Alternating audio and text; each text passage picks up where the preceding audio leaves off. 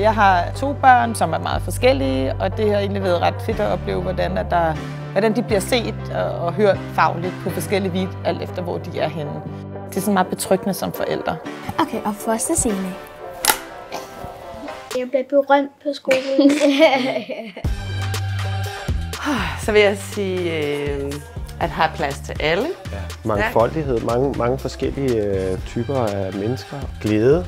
Jeg synes også, vi er ambitiøse. Ja, både på fritidshjemmet og på skolen. Ja, ambitiøse i de tilbud, vi har til børnene. Ja.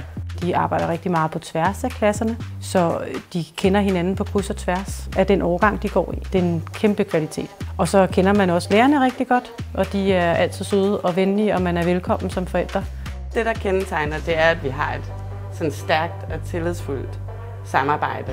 Pædagoger, altså det er KKF'en og klubben og forældrene og ledelsen og lærerne.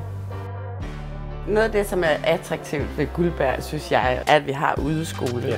Det har man en gang hver uge, hvor man så kommer ud til Zoologisk Have, Den Blå Planet, på museer, og det er altid mega fedt.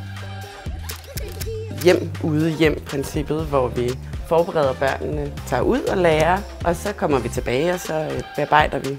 Det tilgodeser os alle de forskellige måder at lære på.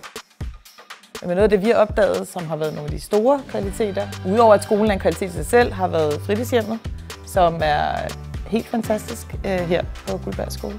Og klubben, når de bliver lidt større, hvor vi er så heldige, at vi har klubben liggende på skolen, og de begge steder fantastiske tilbud til vores børn. Hvad synes I om at gå på Guldberg Skole?